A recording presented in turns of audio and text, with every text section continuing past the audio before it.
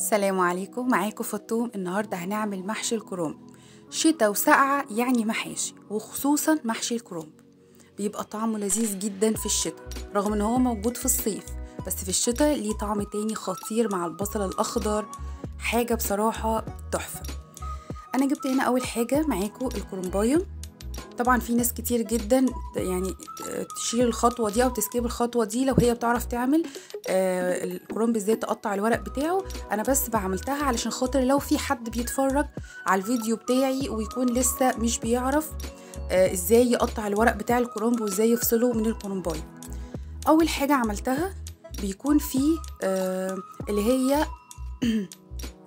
زي الفروع كده بتاعة الكرنب، باجي عندها كده وبقطعها حاجة خفيفة زي ما انتوا شايفين كده علشان بس اعرف اسلك الورق منها. وبعدين قطعت الراس الكبيرة دي انا بس عشان خاطر اوريكم، لكن انت ممكن عادي تسيبي الراس لحد ما توصلي لاخر ورقة في الكرنب، مفيش مشكلة. زي ما انتوا شايفين كده بقطع قطعة خفيفة، طبعا مش قطعة جامدة عشان ما تقطعش بقية ورق الكرنب اللي تحتها. وابدأ اسلك الورقة كده واحدة واحدة بحيث ان انا اطلع الكرنبايه معايا، ورقه الكرنب معايا مش متقطعه على قد ما اقدر طبعا. طيب الكرنبه الكويسه اعرفها ازاي؟ بتشيليها بتكون يعني مش تقيله قوي. التقيله قوي دي بيبقى من جواها كرنب صغير مزرع كده، مش بتبقى حلوه خالص. زي ما انتوا شايفين كده بحاول ان انا كده اقطع ورق الكرنب. طبعا بتقطعيه بالراحه واحده واحده، بتشوفي فين ورقه الكرنبه مبتديه فين ومنتهيه فين وبتقطعيها. وزي ما انا هوريكم كده في الاخر ازاي. بصوا بقى عندي الورق سليم وكويس، مش متقطع مش متهربد مني، لانه في المرحله دي بيكون ناشف وبيكون بيتقطع بكل سهوله يعني. هاجي بقى هنا عندي حله هحط فيها معلقتين من الكمون، معلقتين كبار، وكمان هحط فيها ملح. الكرنب مش بغسله قبل السلق، يعني دلوقتي الميه غليت وهحطه يتسلق، انا ما غسلتوش، انا بغسله بعد ما بيتسلق. بحط ورق الكرنب بتاعي اللي انا بحبه. في ناس ما بتحبش ورق الاخضر فبترميه، في ناس بتحب بس الورق الابيض اللي انا حطيته ده، فهو ده اللي بتسلقه. انا بعمل الاتنين، بسلق الاتنين. الورق الاخضر مهم جدا جدا جدا عشان بحطه في الحله من تحت، وكمان بغطي بيه المحشي من فوق. ولو انتي هتحشي ورق الاخضر ده لازم تتكي عليه شويه في السوا. هنا الورق الابيض ده بياخد قد ايه سوا؟ انا بديله يعني كله على بعضه تقريبا كل وش دقيقه، وبقفل عليه او بشيله يعني خالص من النار.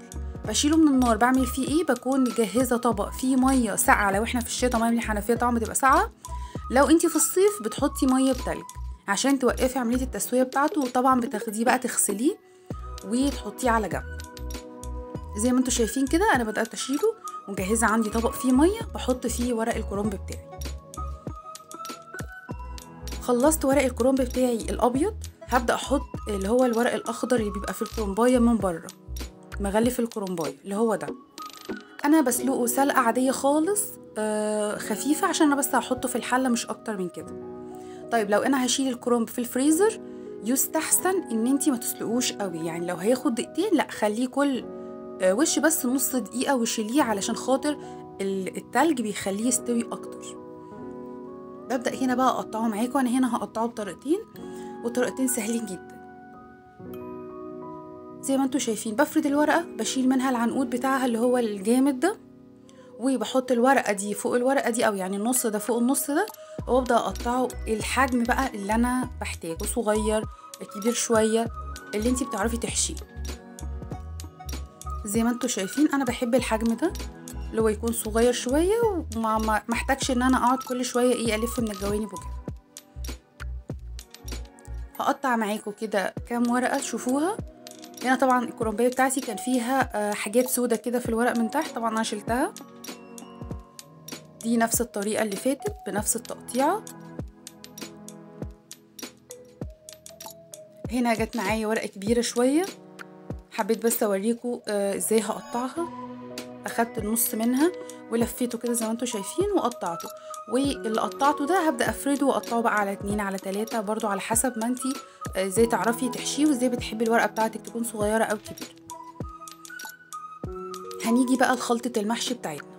طبعا انا عملت قبل كده خلطة المحشي بتاعت ورق العنب، بس الكرنب شوية مختلف عنها، اللي هو بقى طبعا الكرنب والكوسة والبتنجان والفلفل تقريبا نفس حشوة الكرنب اللي انا هعملها دلوقتي. ولو انتي عايز تعرفي تعملي ازاي محشي الدايت، روحي برضو اتفرجي على المحشي بتاع ورق العنب، هيعجبك جدا جدا جدا، وكمان عاملة فيه طريقة ينفع تاكليها دايت.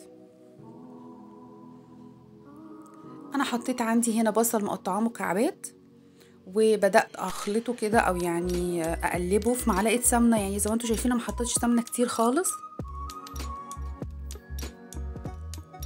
هبدأ اقلب فيه لحد ما ياخد معايا لون شفاف كده اصفر، وبعدين انا بحب انزل عليه بمعلقة من الصلصة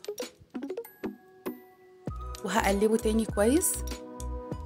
طبعا عندي بقى الطماطم الفريش زي ما انتوا شايفين كده، وابدأ بقى احط التوابل بتاعتي اللي هي ملح وكمان كمون وفلفل اسود او فلفل ابيض اللي تحبيه، وكزبرة ناشفة وبابريكا بتدي طعم حلو قوي قوي للمحشي، وكمان حبة نعناع مجفف صغيرين قوي يعني مش كتير خالص، ما يجوش معلقة يعني. ولو انت عندك الصلصة بتاعتك او الطماطم بتاعتك ناشفة مش حمرة علشان خاطر المحشي، تعملي ايه؟ نص بنجراية هتحطيها في الخلاط مع الطماطم، طلع لك الطماطم حمرة جدا لونها حلو قوي قوي في المحشي، ومفيش طعم، ما تقلقيش خالص من الطعم، مش هيكون باين. هنا كالعادة طبعا اللي اتفرج على فيديو المحشي بتاع ورق العنب هيعرف ان انا بحب اشيل شوية صلصة على جنب، علشان خاطر انا بحب ازود الصلصة براحتي، وفي الاخر بحب اسيب شوية صلصة احطهم على وش الحلة. هنا حطيت رز انا غسلاه طبعا ومتصفي،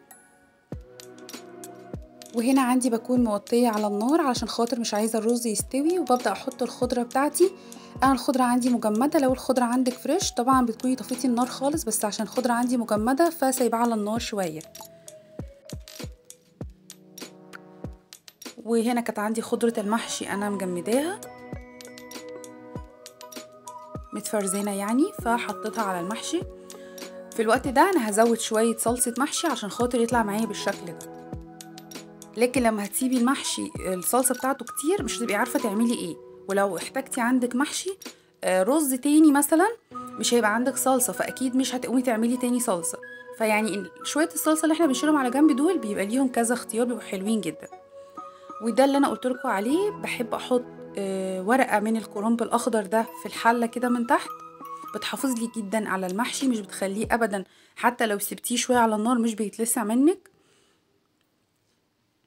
بتحافظ على المحشي اللي هو بيكون في الحلة من تحت المعرض يعني للنار اكتر. بجيب عندي بقى ورق الكرنب بتاعي وهبدأ ان انا احشيه معاكم زي ما انتوا شايفين. طبعا كمية الرز بتكون صغيرة مش كبيرة عشان تعرفي تلفي الورقة، وكمان عشان هو يستوي جوه الورقة. ولو في اي زيادة كده وانتي بتلفيها معاها مع الكرنبايه بحيث ان يطلع الصباع شكله حلو.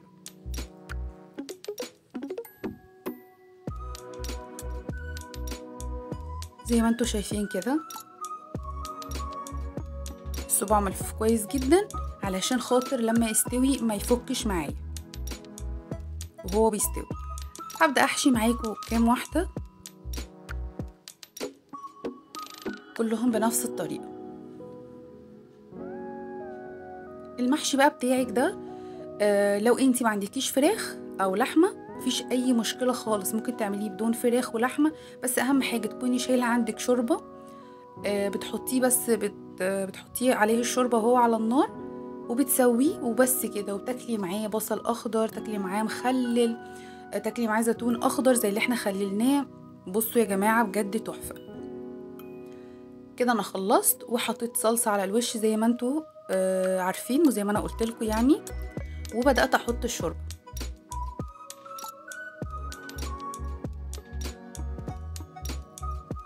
الشوربة قد ايه؟ زي ما انتوا شايفين هي مش مغطية اصلا الحلة، بس لازم الحركة بتاعت ان انا احرك كده الحلة علشان الشوربة توصل للمحشي كله بتاعي، لاني انا رصة الحلة كويس، فانا عايزاه يوصل لكل محشي في الحلة موجود، كل صباع. وببدأ اغطيه زي ما انا قلت لكم كده. طبعا الخطوة دي ممكن تشيليها لو انتي مش عايزة تغطي المحشي بتاعك، بس اهم حاجة تضغطي عليه بطبق من فوق عشان يستوي كويس. وهنا كان المحشي استوى. حبيت بس اوريكم ازاي بقى. بصوا يا جماعة، يعني مستوي فظيع، مستوي جدا. احلى محشي كرنب بصراحة. محشي الشتا طعمه بيكون حلو قوي، تحسي فيه بتسكيرة كده، وطعمه مسكر وحلو قوي. وهنا بقى فقرة التقديم. قدمته كده من الحل على طول، عشان بس اوريكم ازاي الصوابع كلها متساوية وازاي كلها ملفوفة. الحمد لله مفيش اي حاجة منهم مفكوكة خالص. هنا بصراحة المفروض كان يبقى فيه بصل اخضر بس ما كانش عندي، بس طبعا حطيت بصل احمر كان طعمه حلو قوي معاه. يا رب يكون الوصفة سهلة وبسيطة وعجبتك. لو الوصفة عجبتك ما تنسيش تعملي لي لايك وشير وتشتركي عندي في القناة عشان يوصلك كل جديد بينزل. وألف هنا وبس.